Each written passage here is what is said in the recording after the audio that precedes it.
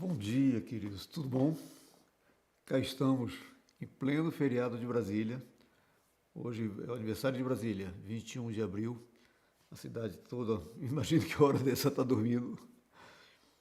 Mas eu estou aqui, feliz da vida, por começar o dia conversando contigo.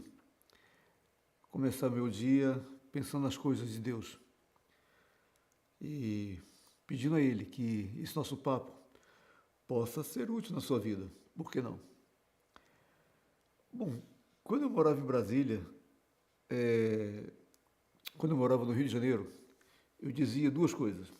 Coisa que todo jovem, bobagem que jovem faz, fala, sem pensar muito nas consequências. Mas eu falava, eu jamais vou morar em Brasília. Hum? Mas eu dizia uma coisa também, que hoje eu falo assim, que trágico. Eu falava para as pessoas, eu jamais vou ser crente. Puxa vida, por que aquilo me incomodava tanto? Hoje eu consigo compreender, porque toda aquela, aquilo que eu julgava conhecimento, tudo aquilo que eu julgava sentimento, pelejava, lutava contra Deus, me fazia ter medo de ser crente. Interessante que eu fazia, nessa minha afirmação idiota, eu fazia também eu tinha uma lógica na minha cabeça. Eu estudava química, era meio dado à ciência e gosto. Mas eu fazia assim, crente igual a burro. Eu achava que crente era o povo que não pensava. Às vezes é um pouco de verdade. Tem uns que falam, meu Deus do céu. Mas onde surgiu esse sentimento no meu coração? O fato é que o tempo passou, graças a Deus vim morar em Brasília, graças a Deus vim morar em Brasília. Como isso foi um marco na minha vida. Eu não queria, tinha muitas coisas que me prendiam no Rio de Janeiro. Eu só via aquilo que estava ali na minha frente. Mas eis que pela misericórdia de Deus e pela necessidade humana, tinha que trabalhar, estava desempregado há um bom tempo, só surgiu aquela oportunidade para vir trabalhar em Brasília e lá vim para Brasília. Isso dia 17 de junho de 1982. Já tem aí um tempinho. Mas hoje, que eu me tornei cristão, eu fiquei pensando, que mal um cristão pode fazer para a sociedade? Que risco, porque que risco, gente, um cristão, ou cristianismo, se você assim preferir, ele representa para a humanidade. Você já pensou nisso? Por que as pessoas, a você que é crente, você que é cristão, com quem eu estou falando, você já pensou por que as pessoas reagem tão negativamente à sua presença quando você age como cristão? Nessa minha reflexão sobre essa minha devocional de hoje, eu fiquei pensando de duas celebrações. A primeira e a mais significativa, a que mais as pessoas associam com o cristianismo, é o Natal. Eu lembro que uma certa feita eu estava em dezembro nos Estados Unidos e eles já não chamam de o equivalente a Natal. Eles chamam de Merry Christmas. É uma expressão que está meio lá, meio cá, mas não dá uma conotação tão clara sobre aquele momento em que os cristãos celebram o nascimento do seu Salvador. Não. É um momento de paz, alegria, amizade, bondade, fraternidade, amigo próximo e tamo aí. E vamos dar presente, vamos comer, vamos beber. Mas por que não evitar a todo custo a vinculação com o Salvador? A outra, a outra celebração, e essa é bem atual, né? Porque nesse fim de semana nós celebramos a Páscoa. Para os cristãos, a Páscoa ela é a celebração que lembra quando o povo de Deus foi libertado do Egito. E naquele dia, quando Deus, para fugir orientou que todo o seu povo deveria pegar o sangue de um cordeiro e aspergir sobre o umbral da porta. Deus falou, se você fizer isso quando o anjo da morte passar, vocês serão poupados. E assim foi. E assim se fez. De fato, todos aqueles que aspergiram o sangue do Cordeiro sobre a sua casa foram livres do anjo da morte, foram libertos do anjo da morte. Mas não. Esse fim de semana, o que a gente mais via nas redes sociais, pessoas assim, até bem intencionadas, olha, Feliz Páscoa para você. E o que ela quer dizer com isso? Feliz Páscoa seja fértil, tenha prosperidade, tenha um estômago bom para comer chocolate sem passar mal. Para o comércio Feliz Páscoa, porque as pessoas dão presente e nós vamos faturar um pouco mais. E eu fiquei pensando, meu Deus do céu, por que essas pessoas evitam lembrar o óbvio? Evitam a todo custo lembrar o óbvio, que Páscoa, num país dito cristão, é celebração de que um dia, e mesmo hoje isso acontece, todos aqueles que aspergem o sangue do Cordeiro sobre o umbral da porta, ou sobre o umbral da porta das suas vidas, de uma vez por todas estão livres do anjo da morte. Na sexta-feira, na igreja, nós tivemos um culto, como todos os anos, a gente faz culto na sexta da Páscoa, e o pastor Luciano, não lembro o sobrenome dele agora, foi muito impactante o sermão dele, porque ele nos lembrou sobre quem era Jesus, quem era esse que o homem a todo custo tenta evitar. E ele nos lembrou do que o profeta Isaías falava, que era um homem sem beleza alguma. Ele era desprezado. Não tinha nada que pudesse nele, nada na aparência dele que pudesse fazer com que as pessoas se impelissem a vê-lo como Deus. E, motivado por isso, eu lembrei do que Mateus fala em Mateus 15, 6 a 15, se você puder ler depois, eu vou ler aqui. Mas medite nesse trecho. Fala assim, olha, ora, por ocasião da festa, costumava o governador soltar ao povo um dos presos, conforme eles quisessem. Naquela ocasião, tinha eles um preso muito conhecido chamado Barrabás. Estando, pois, o povo reunido, perguntou-lhe Pilatos, a quem quereis que eu vos solte? A Barrabás ou a Jesus chamado Cristo? Porque sabia que por inveja, o tinham entregado. Estando ele no tribunal, sua mulher mandou dizer-lhe, não te envolvas com esse justo, porque hoje em sonho muito sofri por seu respeito. Mas os principais sacerdotes, os pastores da época, mas os principais sacerdotes, os anciãos, persuadiram o povo, os anciãos são o que nós chamamos hoje de presbíteros, persuadiram o povo que pedisse Barrabás e fizesse morrer Jesus. De novo perguntou-lhes o governador, o ímpio, insistiu.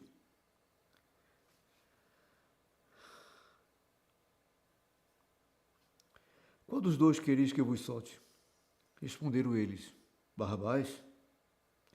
Replicou-lhe Pilatos, que farei então de Jesus chamado Cristo? E eles responderam, seja crucificado. Responderam todos. E Pilatos fez uma pergunta que ficou esse fim de semana ecoando no meu coração. Que mal fez ele?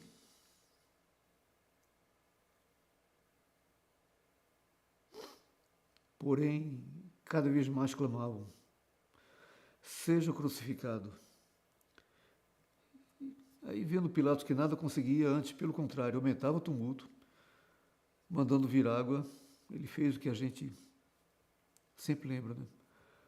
Lavou as mãos perante o povo, dizendo, estou inocente do sangue deste justo. Fique o caso convosco. E o povo todo respondeu, caia sobre nós o seu sangue e sobre os nossos filhos.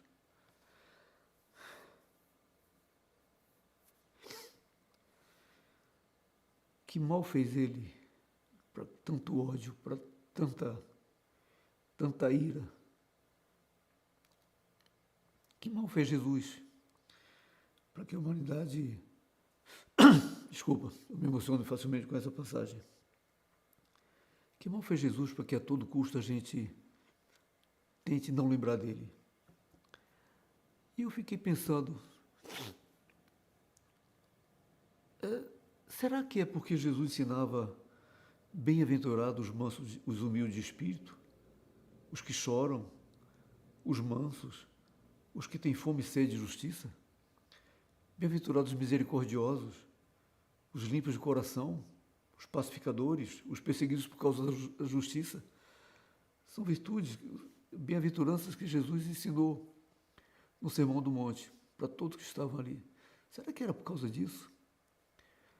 Não creio que seja só por causa disso. Porque, de uma certa maneira, são virtudes que o coração do homem também anseia. Ser humilde de espírito, chorar, ser manso. Então, para os judeus, assim, perseguido por causa da justiça, poxa, eles estavam sob a opressão de Roma. Não creio que seja por causa disso.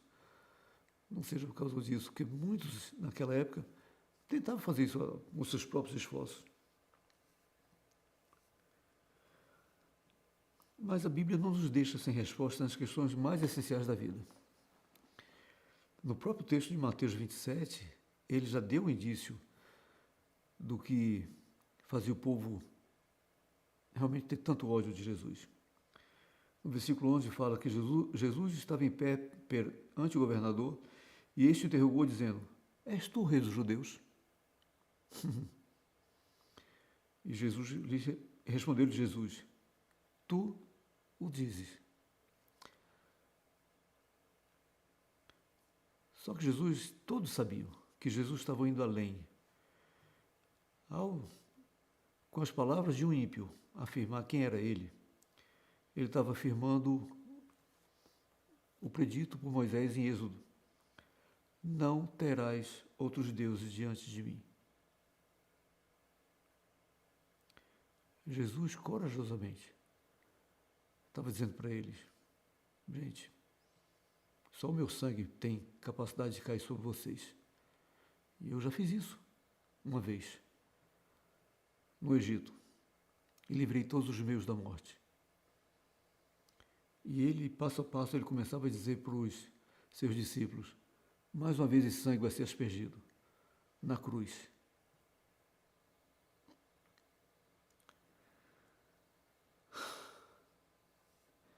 Queridos, eu fiquei pensando nessas minhas indagações, por que as pessoas reagem tão mal quando, pela misericórdia de Deus, eu tenho atitudes que lembre quem é o Senhor. No fundo, a palavra de Deus, e nós, quando somos conformados à imagem de Jesus, e as pessoas, pela misericórdia dele, veem ele em nós passamos a ser como a Bíblia, um espelho que o homem, a todo custo, tenta evitar. Porque a santidade daquele justo, ela nos fere. Ela nos mostra quem nós somos. Ela mostra claramente que nós, desde o Éden, a todo custo, a todo momento, em toda situação, a gente quer uma coisa. A gente quer o lugar dele. A gente quer ser Deus. A gente quer ser Deus.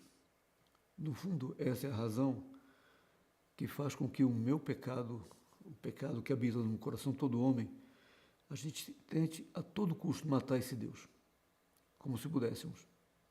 E cada vez que a gente age assim, a gente morre mais. A gente se enche mais do pecado. Se enche mais da ausência de Deus. É paradoxal falar assim, mas é isso. Mas o que fazer nesses momentos em que a sociedade nos olha e fala assim: morra esse justo? Não nós, não somos justos, mas esse justo que ele vê em nós. Paulo nos exortou em Filipenses. É maravilhoso esse texto. Fala: tende em vós o mesmo sentimento que houve também em Cristo Jesus, pois ele, subsistindo em forma de Deus, não julgou como usurpação ser igual a Deus. Antes a si mesmo se esvaziou, assumindo a forma de servo, tornando-se em semelhança de homens, e reconhecido em figura humana, a si mesmo se humilhou, tornando-se obediente até a morte e morte de cruz.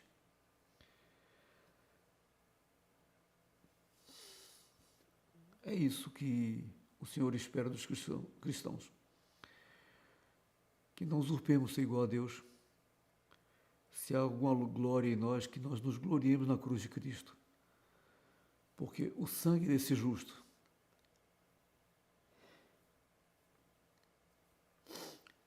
o sangue de Jesus caiu sobre todo o seu povo para nos livrar do anjo da morte.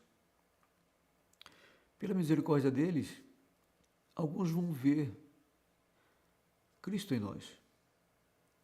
E não poupemos tempo quando isso acontecer e mostrar de fato quem é Jesus e não somos nós. Não poupemos tempo, não percamos tempo em apresentar logo a palavra dele e dizer: olhe como o Verbo se fez carne e habitou entre nós, cheio de graça e de verdade. Comamos dele na ceia, bebamos o seu vinho, o seu sangue por meio da ceia. Celebremos esse sangue que foi aspergido sobre nossas vidas, para que os seus sejam salvos, assim como nós fomos. Quanto aos demais,